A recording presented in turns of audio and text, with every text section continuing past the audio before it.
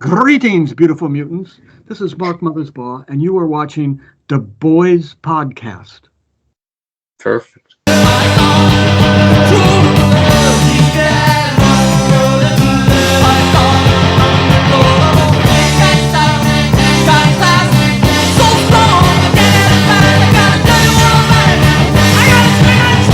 get no satisfaction.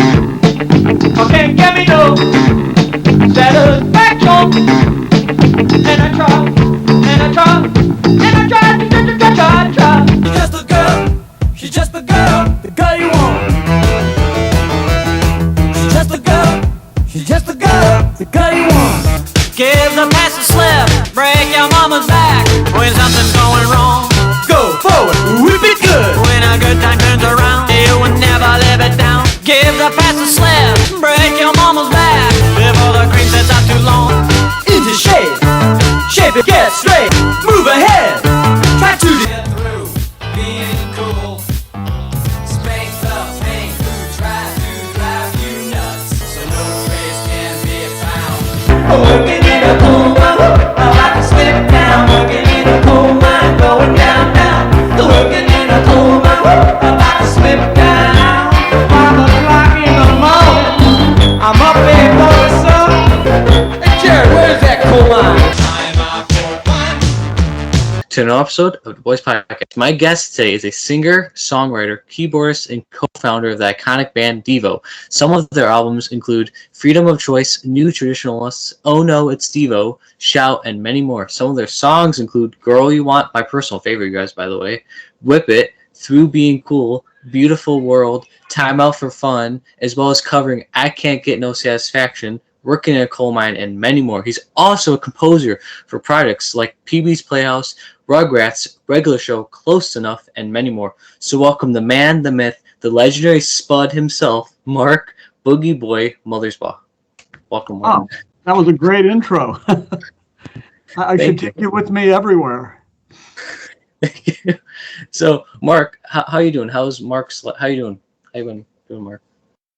I'm all right. I'm got one more Devo show this weekend, and then we're done for this year. And I'll just be working on film stuff and game stuff.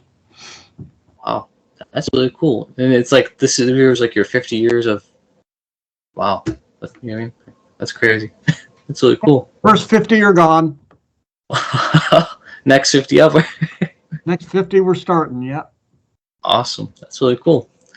Now, what made you want to become a musician, and who would you say is your biggest inspiration for music? Like, did you have a favorite band or artist growing up, like, or type of music? Like, what would you say?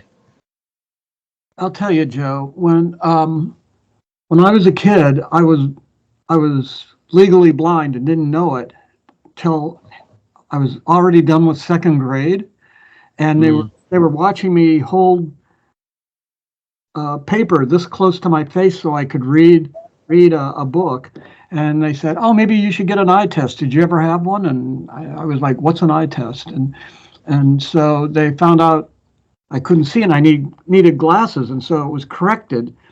But the next day I went back to school and I was drawing pictures of trees because I'd never seen one before, and I was so excited about drawing them.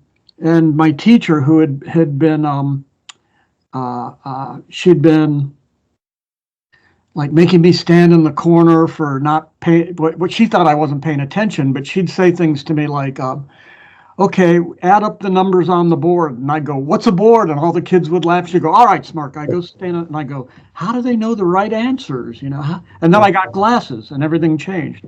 And so anyhow, so I'm drawing a picture of a tree, and this teacher who had reprimanded me, and I just drove her crazy apparently because it was, we didn't understand each other at all. And she said, "You draw trees better than me." And it made me go home that night. It was the very end of second grade, and I went home that night and I dreamt I was going to be an artist. So I thought I was going to be a visual artist was what I wanted to be. And at 7, I was determined that's where I was going. And my parents were making me take keyboard lessons. Okay. I hated it. I thought music was invented just to torture me, because my friends, they didn't have to take keyboard lessons. They after school they went out and played, and they'd walk by the window and I'd look out and they would be out there like with a basketball or something, and they'd be like kind of chuckling because I'm sitting there like playing like some like really dumb little thing that I had to learn. And it wasn't until I was 13, and we had 5 kids in the family. That's how they missed me for the eye test, because there were so many kids. They didn't, it was overwhelming for my parents. But my dad, to make us all so that there was less chaos at dinner time, he would set. This is like 1964, 1960. And so he would set a little black and white TV set on the dining room table, kitchen table, and all the kids would shut up, stop fighting, and we'd all look at the TV and we'd watch whatever was on TV while we ate. And so that was the way that they kept us, that's the way they kind of kept us, under control during dinner when I was a little kid. But we'd watch this show that was on at dinner time called The Ed Sullivan Show. Okay. So The Ed Sullivan Show, they had like Chinese plate spinners, and they had Topo Gigio, a puppet, and this guy would like, he did a bad job of going, "Hello, how are you?" And you could see his lips move, but it was like he'd be making the puppet, talk, and they'd have like people would show up that were like pushing their, it was kind of like a late night Letterman or something, but it happened at dinner time instead. And so one night we're just sitting there and we're eating, and Ed Sullivan comes on and he goes, "Okay, and tonight we have from Liverpool, England, the Beatles." And the Beatles came out and they go, "She loves you, yeah, yeah, yeah. And I want to hold your hand." And I'm like, oh my God, that's why I've been tortured all my life learning how to play a keyboard so I could do what they're doing. And so when I was, like, I don't know, 12, 13, I started, I became certain I was going to be in a band. I still was doing artwork, but I knew I was going to be in a band at 13. That was the only thing I could think of. That's the only thing, day and night. That's all I thought about. I'd be at school, and I looked back at some grade school notebooks recently, and I saw like it'd say like science, and the first couple pages they were nice and neat, and then by about the 4th or 5th class, I did a drawing down in the corner of something, and then the next day there was a drawing on the next page too, and the next page, and then the next day they had 3 or 4 drawings, and then by about halfway through the class or a third of the way into that semester of the school, it'd be all just drawing. I'd just be drawing pictures of like just fantasy things, the whole, and so I was drawing pictures, and I was like, I'd draw pictures of like bands, and I felt at the time there was something called the British Invasion, and there were all these bands that were charting, that were from England, and so I remember, like walking home from school, and I'd go into the drugstore, and I couldn't buy the magazine because it was like 50 cents or something, and I didn't have 50 cents, but I'd look at Tiger Beat, and I'd go through it, and it'd say stuff like, the Rolling Stones or whatever, and I'd be looking at all the pictures and all excited about it. And then I remember one time I looked, and it said, Dave Clark 5 versus the Beatles. And I remember being so upset when I went home that night, because I'm going, that's not fair. There's 5 members of the Dave Clark 5, and there's only 4 Beatles. That's an unfair fight. I just was really upset about that, but I was into that music, and I drew pictures of all the bands, and I imagined, and then finally I think I was 14. I finally had tortured and nagged my dad so much. He spent $275 to buy a Farfisa portable organ. Ooh. I didn't know it at the time, but later they became famous because of Ray Manzarek from The Doors. He used one of those, but it was portable and I could carry it around, so I could be in a band. So I got in bands when I was still in high school, and that's how it started. That's how it started, music for me. I think you're a legend, Mark. Like, you're so talented. Like, you even have like an amazing singing voice, in my opinion, Mark. Like, you're awesome. Oh, I'm lucky. I just happened to stumble in. I kind of accidentally stumbled into the right place at the right time a few different times. And I mean, but I say I really worked hard. You know, I worked hard to learn how to do things and how to make music, and thought a lot about it, about what I wanted the music to be like. And I met, you know, I'd been in a number of bands, one with my two younger brothers. We had a band, and then I met this guy at school named Jerry Casale, and we started talking about. I was posting artwork because I was majoring in art at school, not really music, because I thought music at school is not going to help me.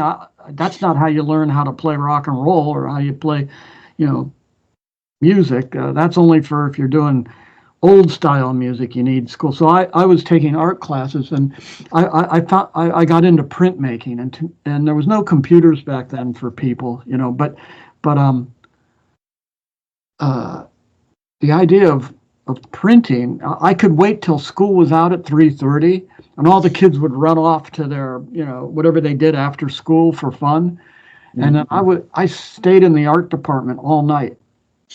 I had it all to myself, so I didn't have to queue up in line with people to go burn a silk screen so that I could print a color. And then I'd print a color, and then I'd go back and I'd wash that out, and then I'd burn another screen, and then I'd burning means you put a photographic image on it of your artwork. And I would put these images on these screens, and I'd print the colors, and by the time I got to print the next color, the first color was dry and the second color.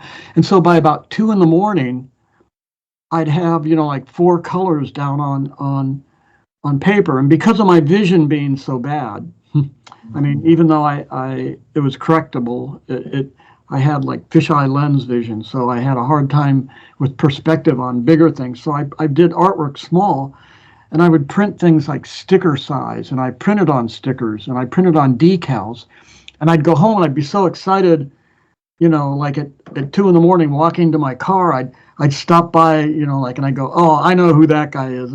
I'm going to put some artwork on his locker, or I'd go by a school teacher that I didn't like him, and I'd put a decal on his school door, or on the fire hydrant, or on somebody's bumper out in the parking lot, or on a stop sign. And so all over the school, at the school I was at, there was all this artwork I was doing, and it was kind of like, that's kind of like how Shepard Fairey got famous, but he did it like 20 years later.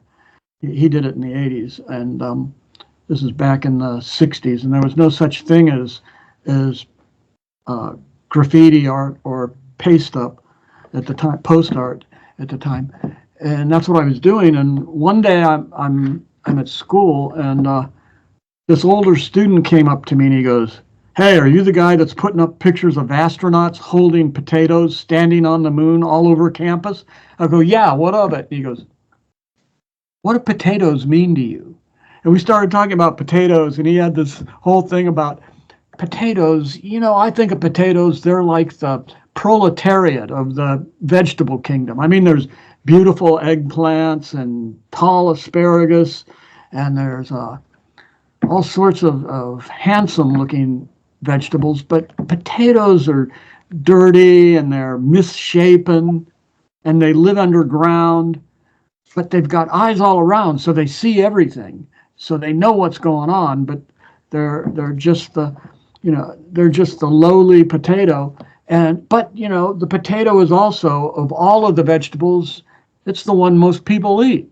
People eat potatoes every day, so they're like the common, they're the common working class vegetable. And I thought, okay, I like this guy. So we started collaborating on artwork together, and we were doing artwork, and it was right before there were shootings on our campus. It was like now how there's protests going on campuses.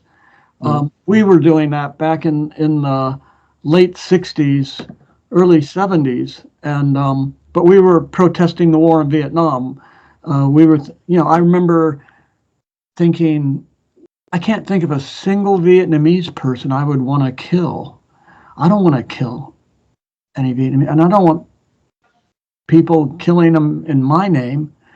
Okay, so they're communists. Well, that's maybe someday they'll be in a democracy and they'll have a different kind of freedom.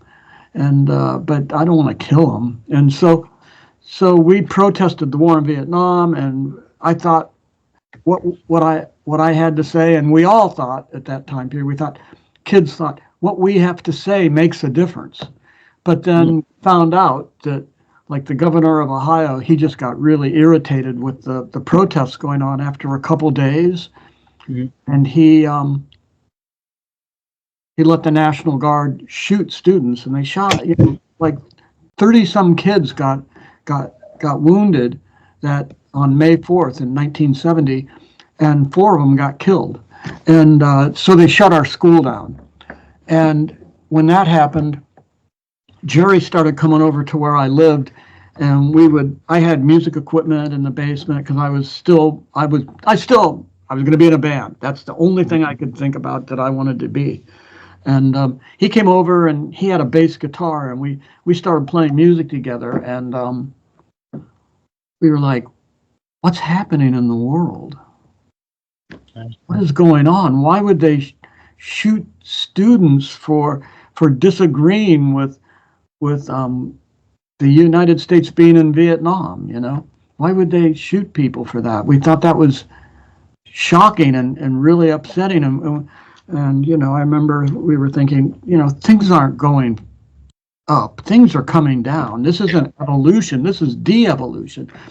And so we decided that's what we wanted to talk about in music that we wrote. So we started writing, in a style where we talked about de-evolution, and one thing led to another, and we put a band together, and that's what Devo means, de-evolution. Yeah, Devo is short for de-evolution. I was kind of hoping we were wrong, all along. I just thought, well, it's criticizing humans was a good idea because humans, they just plunder the planet and feel they have the right to, especially back then. Thought, oh, so what? If it's in the ocean or if it's on the land, it's ours. We can kill it and eat it, and we can do anything we want to any part of this planet, because we're the center of the universe. Hail man! And we were like, wait a minute. Maybe humans are the one species that is out of touch with nature. Maybe we are the unnatural animal on this planet. And so that's what we talked about and sang about. For 50 years. 50 years, yeah. That's so cool. Like 50, like as a band, that's so cool. 50 years. Okay, but now this is year 51. Yeah. And I think there's a lot of people that would say, yeah, things are falling apart. I mean, scientists think that they're the most intelligent scientists in the world. Hundreds of them can't believe that we're not dealing with global warming, and that we're missing a chance to save the planet from turning into Mars in 100,000 years or 200,000 years. And so I started thinking about, I think what our message is this is year 51. So 51 through 100, I think Devo should be talking about mutate don't stagnate.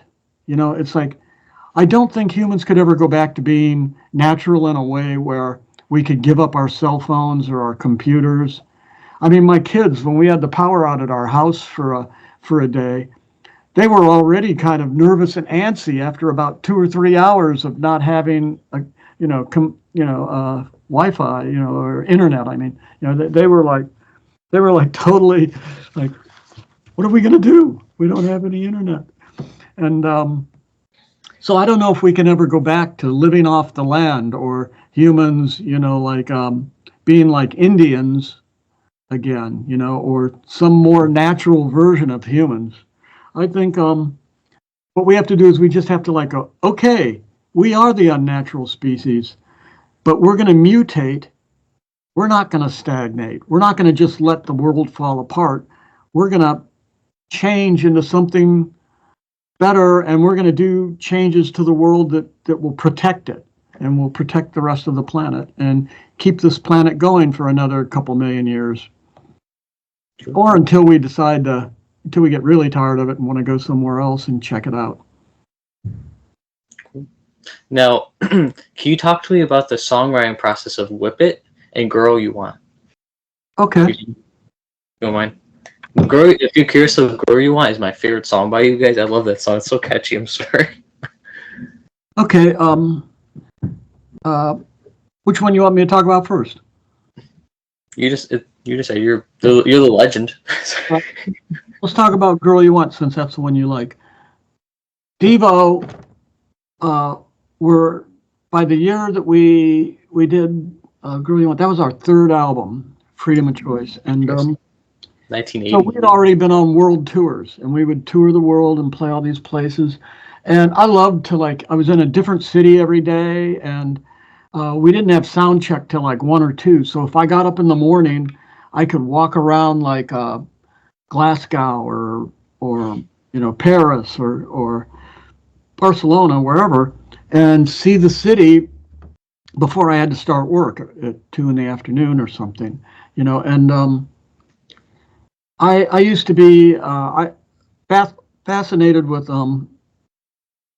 stores that sold religious paraphernalia, because I thought there was this interesting dichotomy where part of the brain is spiritual and part of the brain is pure scientific, and they both don't trust each other and don't get along, and so people feel like they have to choose one or the other, and they don't think that both of them. But the reason why I liked them is because a lot of Christian bookstores had pamphlets and booklets that were anti-evolutionary. They were against Darwin, and so they would have these things in them that were making fun of science and making fun of evolution. But for me, if I found the right pamphlet, it might have something like a picture of a devil, with a pitchfork, and it would say de-evolution on his chest, and he'd be pointing up a staircase where every horrible thing humans had ever done, World War I, World War II, slavery, blah, blah, blah, blah, blah, up these stairs, it'd be like, that's what's going on, and they would make fun of evolution. And so I bought that stuff and would use it, and sometimes I found a pamphlet called Choco Homo, and so that inspired a song. But I was walking by the store, and they had this little pamphlet, and it said, "Just the Girl You Want." And it was a story that had nothing to do with the song that I wrote. But the story was about, it was like a shopkeeper he put a sign in his window that said, "Boy Wanted," for delivery. And some girl in the story comes in and applies for the job, and he's going, "You're a girl, you can't do it." And she goes, "Well, try me out." And then she did the job, and she did a great job, and blah, blah, blah. So it was this whole other story. But I loved the cover, and I loved "Just the Girl You Want." I thought was a great line. And so that was the inspiration for the lyrics for that song. And then the music I will be honest. I was listening to a song called "My Sharona," and I kind of liked the guitar was playing, and I made up my own riff. I made up my own riff, and when I came to rehearsal and played it for everybody, they all went, "Oh, I like that," and so we started playing that, and then I had these lyrics I'd been writing called "Girl You Want," and they fit perfectly on it. So that's how that song happened. It's really catchy, and then the music video too. Like it's like the colors are converted, like the green, and it looks like your helmets are purple, but they're actually red. But it looks like they're purple. It's pretty cool. Video. Well, I'll tell you what happened. We were just learning about. Well, we had made films for prior to that. We'd shot 16 millimeter film and made our video. You called them videos later on, but they were actually little short films with songs in them. And then when it got to Freedom of Choice, we were able to shoot in video. And while we were sitting in a room working on the film, editing it together, somebody showed us a button that said phase reversal. So phase reversal in video made the colors shift, like it went through, like what a complementary color is, orange and purple, for instance, or red and green are complementary colors. So this was like it did the same thing, and it made the colors flip, and we were laughing, and we were going like, what if we really let that be the video? And we thought it was funny enough that we did it. And I mean, in a way, it was probably kind of a dumb joke, but at the time for us, it was like, it made us laugh while we were in the editing room. So that's how that happened. And that's the way it was. Wow. Even the music videos back in the day were so cool. I'm sorry. I love I'm sorry. I can geek out. I love 80s music. I love 80s music. I'm sorry, Mark. But it's so cool. And then Whip It. I was writing the music. I didn't have an apartment or anything in Hollywood, and some people were letting me stay in this apartment with like 3 or 4 bedrooms, and I had this one that was really tiny, like it was almost like a closet. It was so small, but I had room for a small bed, and right next to it I had a tape recorder. So I'd sit there and I'd play stuff on guitar or synth, and I'd go over to a friend of mine, his house, to get drums because I didn't have a drum machine. So I was taking this beat, I was taking this music, down, down, down, down, down,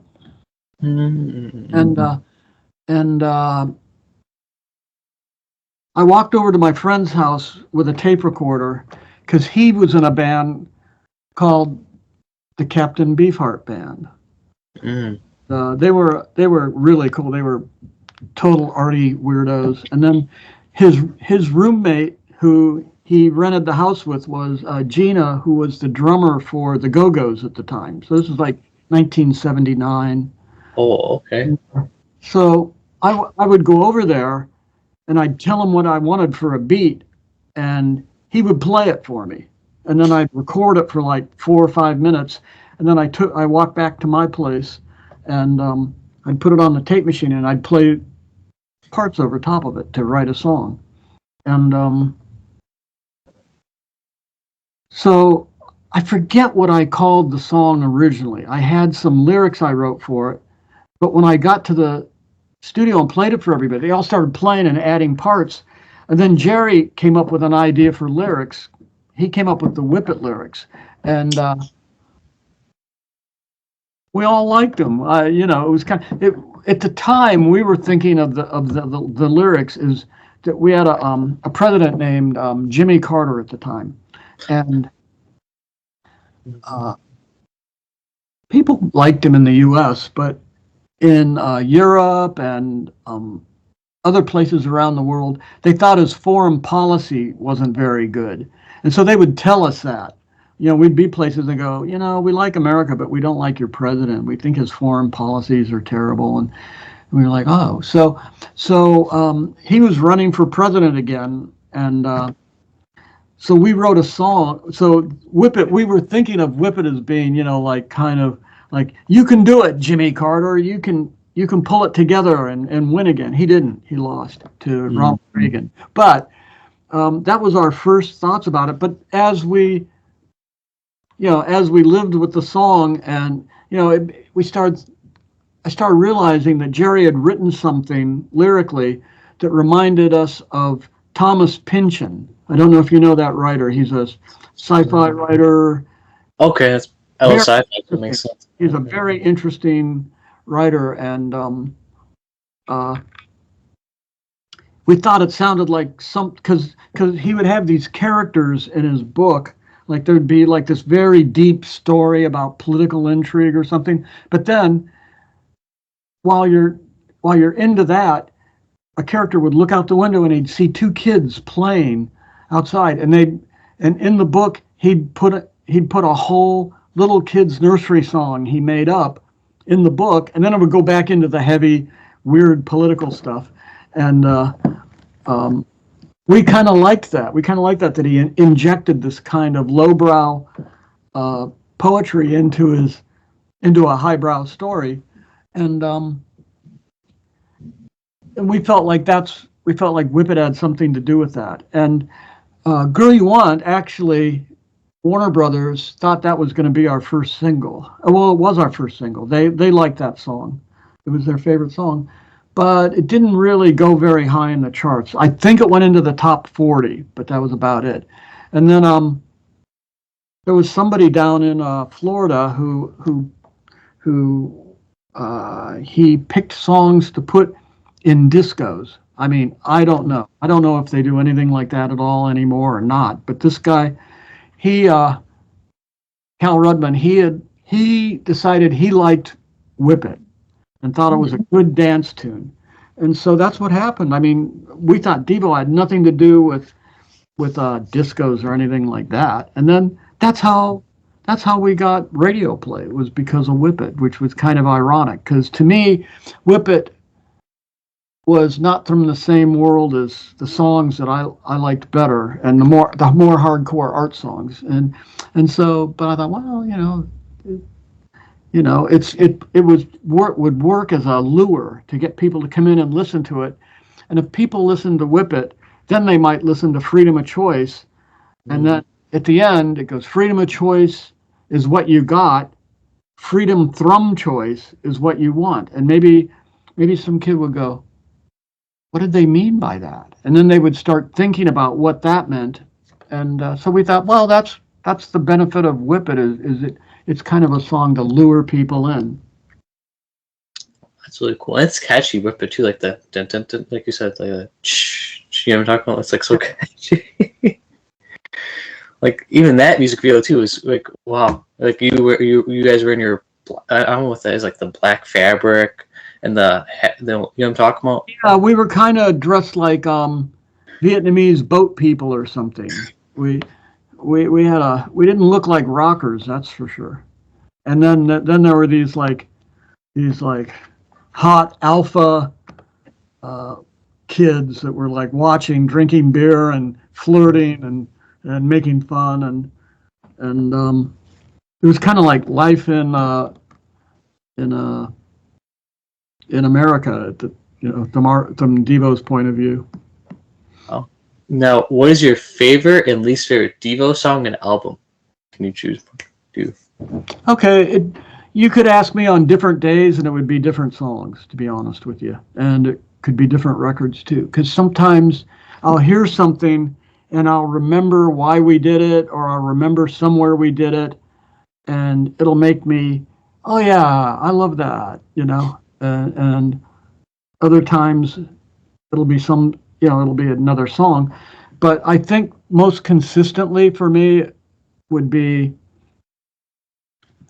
Jocko Homo or Uncontrollable Urge or Satisfaction. Even though we didn't, Satisfaction was technically, it was a Rolling Stone song. We thought rock and roll, it was 1974, and I thought 1974, rock and roll's got to be just about over. And this is the 10-year anniversary of the best rock and roll song that ever happened, which was satisfaction. So I thought, yeah. So I started singing it over this piece of music that the guys were jamming on at rehearsal. Bob Casale had started playing this, dun, dun, dun, dun, dun, dun, dun, dun, dun, dun, and then everybody else just kind of filled in, and we had the song, and I started singing Satisfaction, and it made everybody laugh on a sub-freezing night where we rehearsed in the what would you call it, like the storage room that was connected to a car wash. Oh my God. And there was no heat, so we're all freezing and we're wearing coats, and that's why Bob wrote that, because I think he was so cold. That's what made him write it.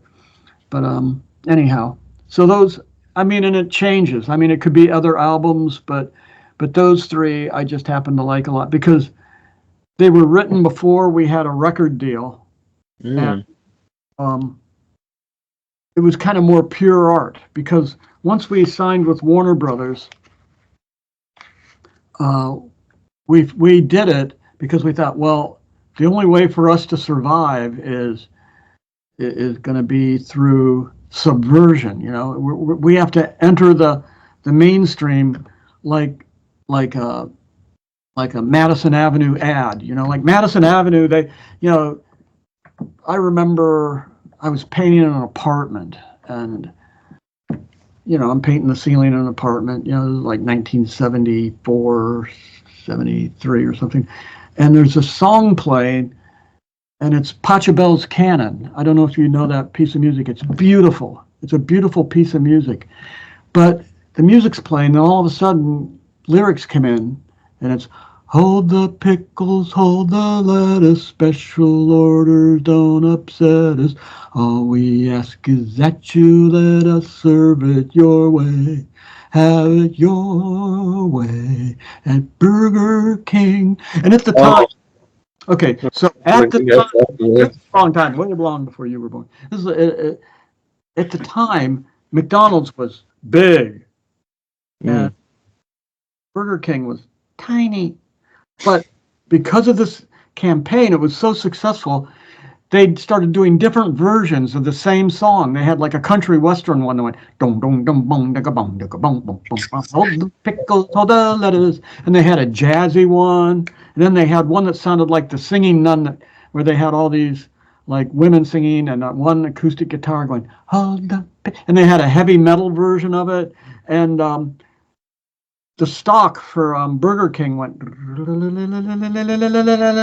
and so they became serious competition for McDonald's in 1 year because of hold the pickles, hold the lettuce. And so we thought, okay, how did they do it? They did it through Subversion. And so, you know, it's like Madison Avenue gets people to buy terrible cars and be happy with it, or buy clothes that are ugly and think they just got the greatest thing, or buy food that's bad for them and be totally thrilled and can't wait to eat it again. And so we thought, well, what if you use their techniques? And so that was kind of the way we thought about it once we signed with Warner Brothers. No, for your project now, for like you're a composer as well, what's your favorite project you composed on? For me, it's Regular Show I like doing. But you compose music. What's your favorite project you compose for? For me, it's Regular Show. I like Regular Show. Oh, yeah, Regular Show. That was that guy's a genius. Yeah, he's good. And we did something else with him too. I think Close Enough. I think it was called. Yeah. And I love that show. Yeah. I don't know. Pee-wee's Playhouse. I'll tell you what I like about that is, you know, kept writing all these episodes of Pee-wee's Playhouse. And then one day they said, oh no, not Pee-wee's Playhouse. Pee-wee's Playhouse I loved because Paul Rubens was on the East Coast. I was on the West Coast. The director and all the shooting of the film footage was all on the East Coast.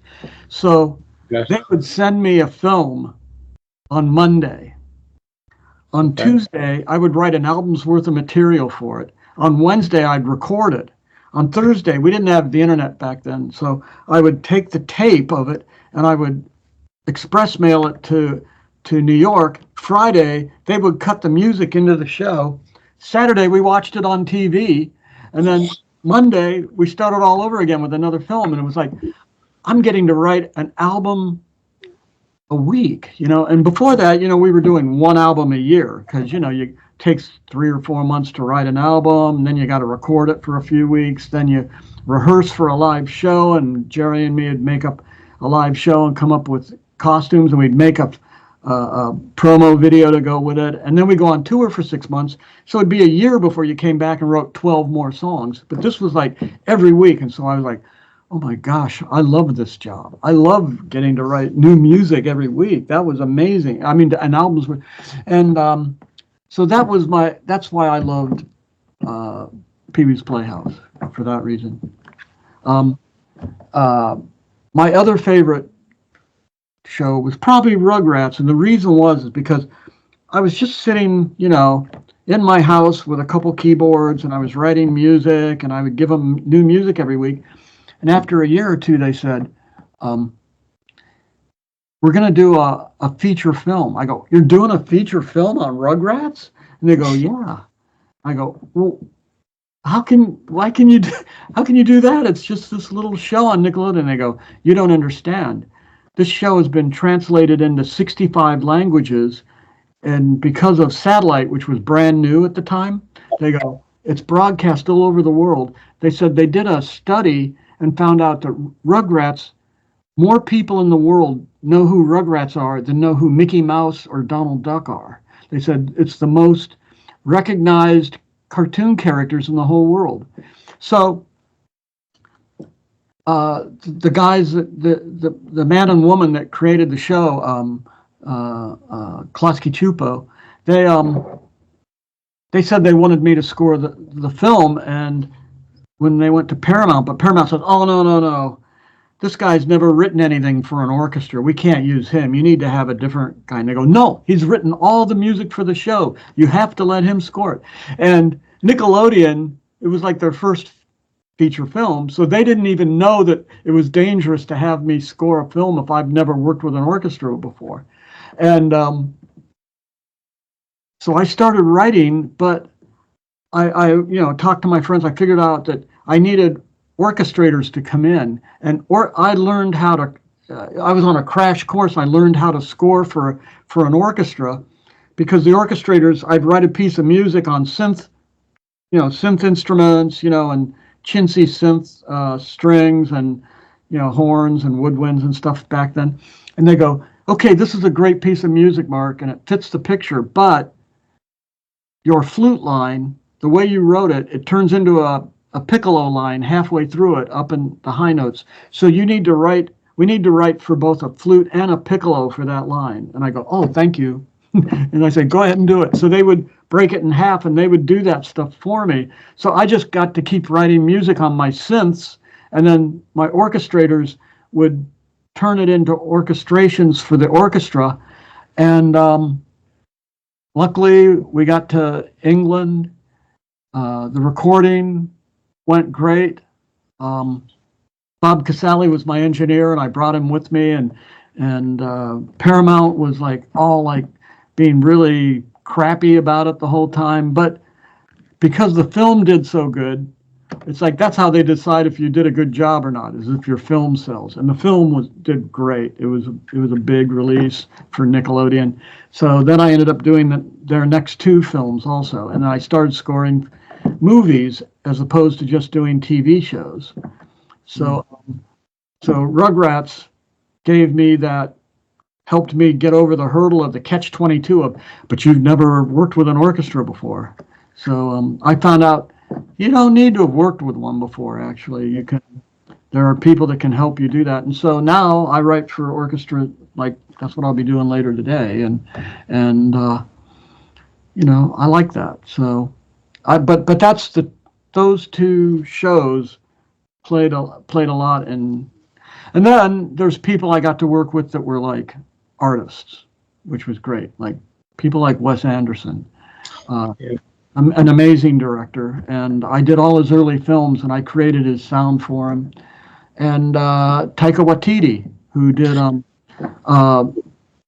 Ragnarok, Thor Ragnarok, and he was fun to work with because he'd never worked on a giant film before, and I had, so I kind of knew how things worked, and it was really fun to watch him go from being like an independent filmmaker who sits in a room like you're in right now, where you've got like your editing program on your computer, and you go out and you shoot it with just a couple friends, and then you come back and you edit it yourself, and then you like lay in music yourself, and you do everything yourself. He went from that to having 1,000 people working on him and working for him, and it was like he took to it really well. And so we've done, I don't know, 4, maybe 5 TV series together too. You've worked with so many cool people. Like even with the regular show, like in my opinion, I like JG. He's an awesome creator. Like, oh my god, JG is a genius, yeah, and he's really a sweet guy. He's let me bring over like there were neighbor kids that are probably your age, and when the show was on, they were like, they loved the show so much. When they found out that their neighbor Mark worked on the show, they were like, "You work on regular show?" I go, "Yeah, you want to meet JG sometime?" And they go, "Oh my god!" So yeah, I would really freak. I took them to the studio, and they both just stood there like statues for like 15 minutes while he was really nice and showed them things and said, "Here's storyboards, and here's the people that work on doing the art for each one, and here's an episode that hasn't come out yet." And they're like, and it was great. But he's a really good guy, yeah. That's really cool because I've actually interviewed a handful of the regular show people. Him and Mark Hamill are the only ones I need left from regular show. Oh, well, if I talk to him, I'll tell him that he's got to talk to Jay-Z. Thank you. Appreciate that, Mark. Appreciate that. Sorry. Now, favorite movies and TV shows. Do you have favorite movies and TV shows? Favorite movies and TV shows, like in general, like you don't have to like work on them. Like, do you like anything you enjoy watching? Okay, let me tell you something. I've scored a lot between television shows and films. They're not even all in my resume because it's just boring. But there's over 150 films and TV shows I've scored, and that's thousands and thousands of hours of music. But for me, it kind of ruined watching movies and TV shows because I go home, in the evening after I've worked all day here at the studio. I go home, and then my wife or my kids would put something on, and I'd be listening to it, and I go, "Why is this? What is it with this thing that's bothering me?" And then I'd realize that the piece of music that was behind the picture, whoever had edited the film video, they put temp music in, Mm-hmm. And so there's temp music and in there, and then they say, "Okay, now write something new, but make it sound like the temp music." So then the composer, this happens to me too, the composer then has to write like the kind of, somebody has a great piece of music, and then you have to write something that sounds like it. So it ends up sounding like the reject version of the beautiful piece of music, or it sounds like, like a not as cool version. You know what I mean? I hear that all the time. So I hear that all the time when I watch movies and TV shows. I go, "Oh, I know what the temp was. Oh, that was something Danny Elfman did for, Beetlejuice, or that was something." I hear in TV commercials for the last 20 years. I've heard they totally rip off stuff I do for Wes Anderson all the time. It was like, matter of fact, I read somewhere in London Times where they said that the most popular temp music for films and commercials, this is like 15 years ago, they said, is Mark Mothersbaugh and Tom Newman. It was our music is what they tempt the commercial with to sell it, and then they have to hire a composer to come in and write something to fit the commercial or the movie, and then they end up having to write music like mine. Isn't that a weird thing? That's wow. See, they copy the legend, Mark. Like, that's not cool. But you know what? I'll tell you. So what I do is, and lucky for me, my wife is an aficionado, so we can agree on this. My kids aren't into it, but I turn on like Turner Classic Movies because it's black and white, and somehow black and white movies, I feel different when I watch a black and white movie. It's like I think black and white is kind of like a dream, you know. It looks like a dream, that world, much more than color films, and color is kind of jarring. I mean, it's partly because when I was a kid, I grew up on black and white TV and black and white films, and then but it's easy for me to get into a black and white movie. So I've watched like all the Thin Man movies like half a dozen times just because I can get into them over again. Where when I turn on the TV and I'm watching like Aquaman or something, it's like I'm less into it, and I'm like picking it apart in my head. I'm going, oh, that scene doesn't work very well. That's the best they had. You know, those guys weren't on it that day when they were doing their scene, or you know, or I'll go, oh, the music just sounds like a loop. It doesn't even sound like it's related to the picture at all. You know, so I'm always critiquing things, and so that's my thing about film and TV. Well, now, do you have a favorite food, Mark? Favorite food? Favorite food? My fault. I'm sorry. Favorite food? Like, what do you like to eat? Like burgers, pizza, I don't know, steak. What do you like? What's my favorite food? Yes. I don't know. It's like when I'm doing stuff with Devo and we're backstage and everything, it's like there's the crew there and everybody's there, and then you're eating junk. You know, you're eating pizza, and there's great pizzas out there. But Jerry is like a real foodie. So we're on tour, and he's the guy who he gets the list of all the cities we're going to, and then he tries to book, restaurants that are like really nice food, everywhere, every restaurant. And I mean, it's not necessarily healthy, but it's, artsy, like more art directed food. And so I like both of those things. I like high and low food both. And in the middle, what makes me happy? I don't know. I like green stuff, but I don't know. I'm potatoes. You can always go for a potato. You can trust a potato. Those good old spuds, am I right? Yeah, good old spuds, yeah. Now, what projects do you have in the works? Anything coming up in the works? Are there any projects you got coming up in the works? Anything exciting coming up? I'm working on a couple films. Ooh. One of them is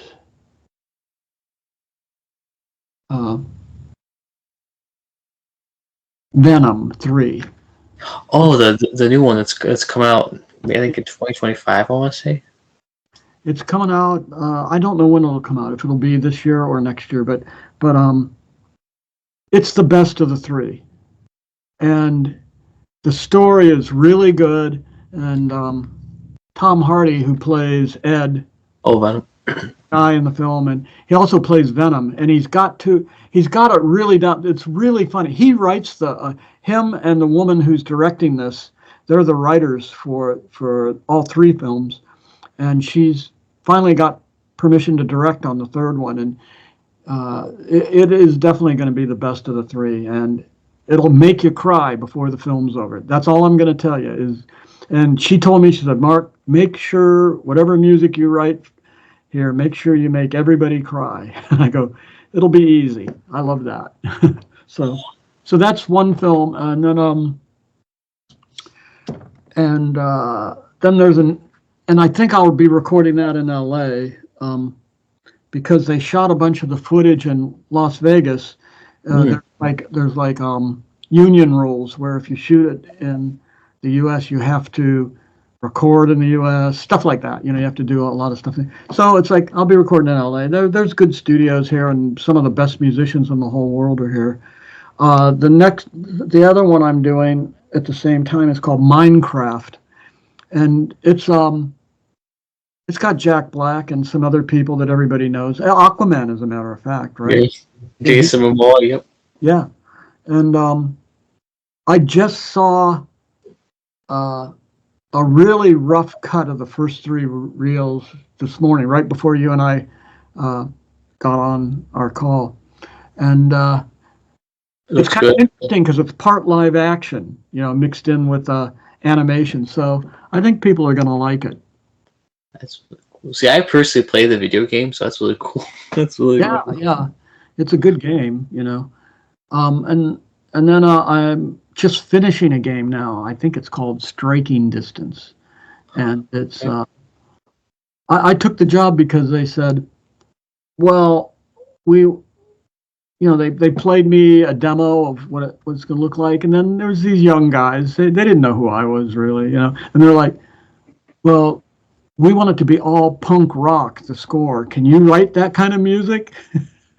And I said, well, go back and listen to the temp music you have in the footage. I wrote 2 of the songs that you have in your temps. So, if you like the music that you put in there, then maybe I could do it. Yes. So I'm just finishing that right now. You're a busy guy. That's really cool. Now, what advice would you give younger people who want to become a composer, musician? Like, what's your advice? Mark, what do you want? First, do it because you love it. If you're doing it just to try to make money, then good luck. You may never be happy doing it, because it's not everybody gets. I was really lucky. I had a band. We attracted people like David Bowie and Brian Eno, and who helped us get our first album going. I was friends with people in Hollywood, all the art scene. We all hung out together. So Paul Rubens and I were friends. We knew each other, and so when he asked me to score his TV shows, it was like he was just going to somebody that he knew, that he thought he could trust, and so that was kind of lucky. But now it's interesting because technology is everywhere. It's like I remember it took 6 months between the time that Jerry and I started a company, a graphic design company in Akron, and started earning money to come up with $3,000 to pay for our first film, The Truth About De-Evolution. And then we had to find people that would work with us and help us, with lighting and sound and editing. And the whole thing was a really long, expensive process. And I remember my kids, they're 19 and 22 now. And I remember them being little kids, and on a Saturday they had an iPad, and they're shooting stuff with their friends. They're shooting footage, and they start cutting it together, and they're just little kids, And I'm like, oh man, you lucky kids, you don't know how. And on your phone, you have GarageBand, you have all these ways, you have all these recording devices. I mean, the Beatles had. You have more power than the Beatles had. You do. Every kid in the world. Because phones are everywhere. You have more power in the world than the Beatles had when they did their albums. And I just think it's such a great time to be doing music and to be doing art. I mean, I'm not scared of AI. I think AI is going to introduce new advantages and properties and make certain things that are boring and slow faster, and I just think what a great time to be. God, I wish I was 15 right now. That is such a cool. There's so many things for kids. I'm just jealous of all you guys. So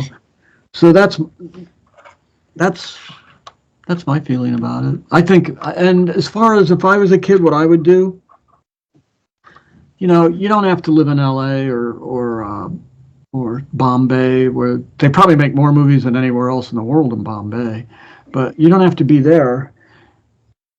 There's people making films everywhere in the world.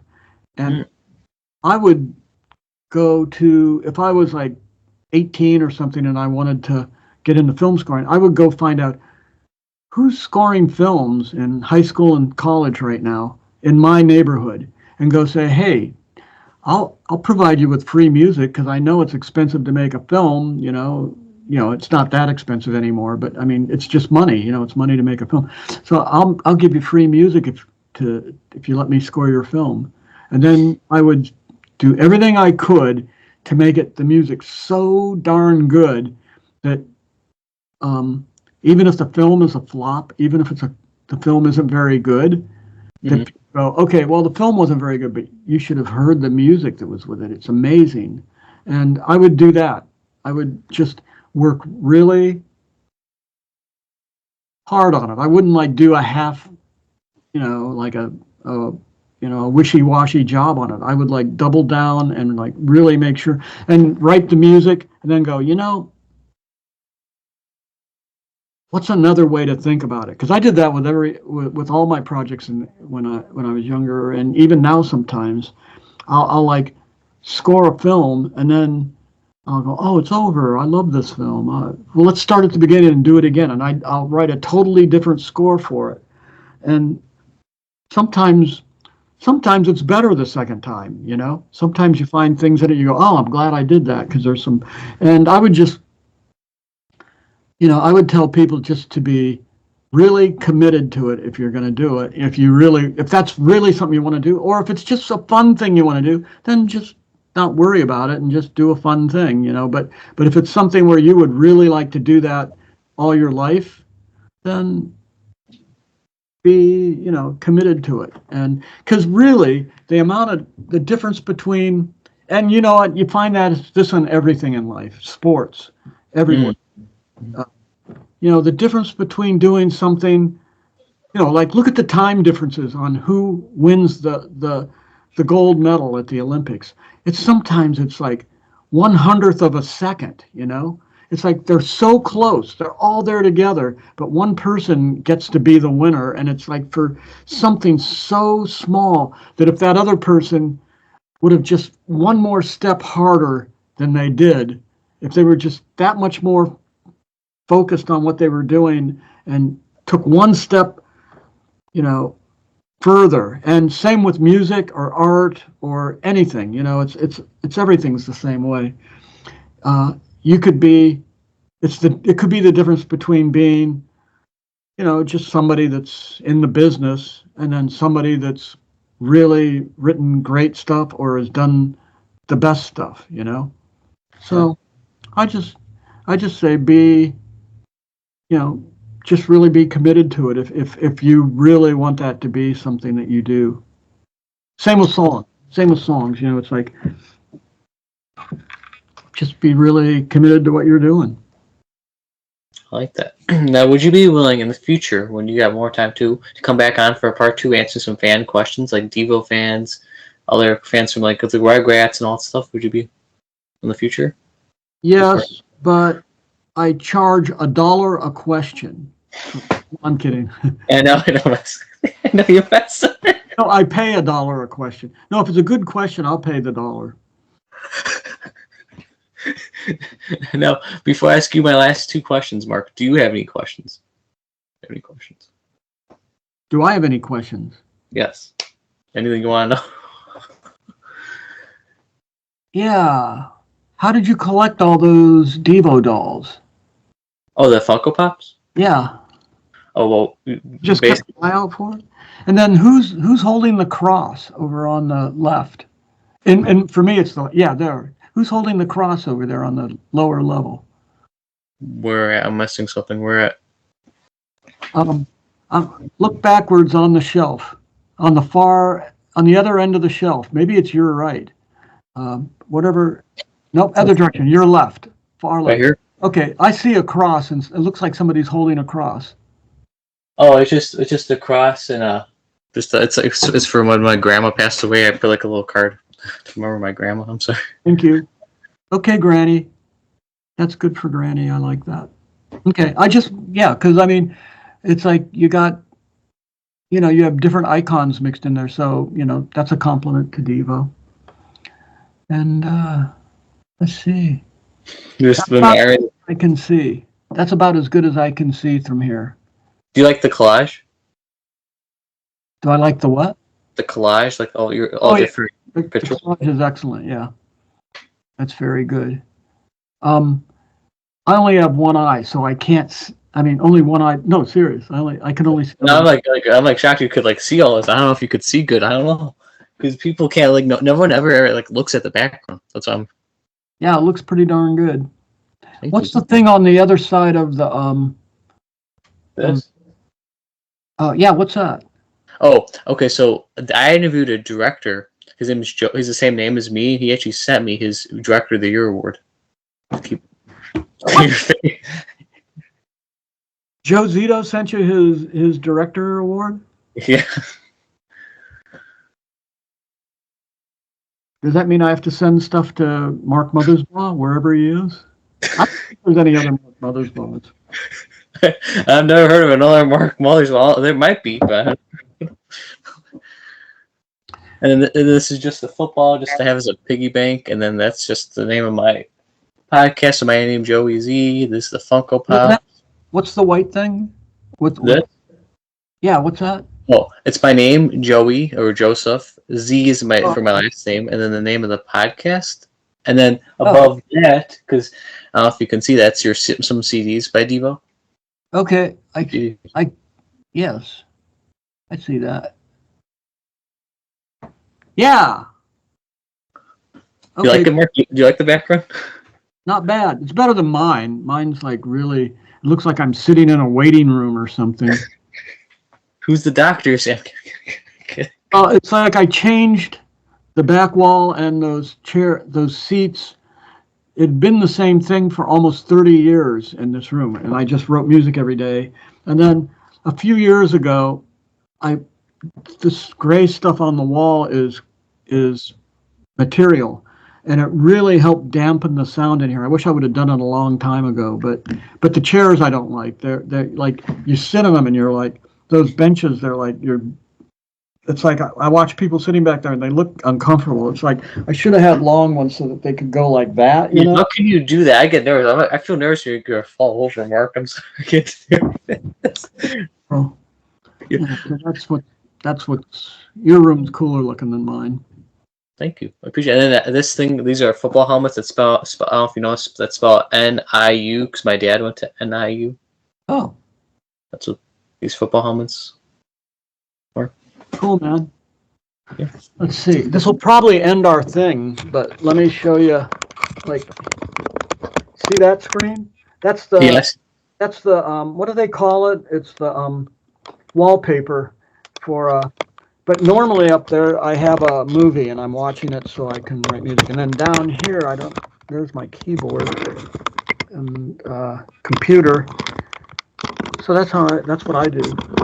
And over here, what can you see? Oh, you can see around the room a little bit. That's cool. There's different things. Yeah, it's a little more messier than it looks when you just look at the. Yeah. Yeah, that's stuff in the wall over there. There's some old synths in the wall. That's a crazy old synth sitting in front there. Very neat. Anyhow. Yep, I've been coming to this room for over 30 years. Wow. Yeah, a lot of people have been in here. Iggy, David Bowie, Brian Eno, Beck, Violent Femmes, B-52. I can't even think of it. Well, there's so many people, a lot of newer people too, a lot of more modern people too. Wow. Are you able to like sing a little snippet of Whip It? Are you possible? Is that possible without the band? Oh, when a problem comes along, you must whip it before the cream sets out too long. You must whip it. When something's going wrong, you must whip it. I'll whip it. Okay. is there anything you want to promote so the viewers can check out for you, help you out, Mark? Anything the viewers can check out for you? Yeah, I have a book that's out right now that if you look for it, it's called Apotropaic Beatnik Graffiti, and it's kind of like jazz poetry. Ooh. So is there like anywhere the viewers can find that? Like, where can they find it to buy it for you? Online. If you look up my name, that's the easiest way to find it, I think. Let's look up Mark Mothersbaugh new book, maybe. Yeah, I think that would probably that's all you would need. Yeah, because if nobody's going to remember Apotropaic Beatnik Graffiti, so. How do you spell it? Is it E probably? You'll have to. Nope, it's an A. It's a Greek word, apotropaic. Sorry. You'll have to. Anybody who gets the book, I put the dictionary descriptions of all three of those words to give you an idea what the title means. Awesome. I'll link that. I'll link down Devo's website. Do you have any social media pages, Mark? I can link down those as well. You know, Mothersbaugh. I do have stuff that gets on social media, but I don't put it on myself. Other people that work for me help me out and put the media together. But I'll give them things. I'll say, hey, take this video, put this on, on the social media, and they'll do it. So I'm not one of those guys that sit there every day and write things about who our next president is. Thank you again, Mark, for being an awesome, amazing guest. I had an amazing time and honor chatting with you. Thank you. Well, thank you. I had a wonderful time here with you, Joe. Thank you. Have a great day. Congratulations on your film award. Oh, thank you, Mark. Thank you. Thank you. Have a great day, everybody. And stay awesome. And you stay awesome, Mark. Thank you. All right. I'll see you. Bye.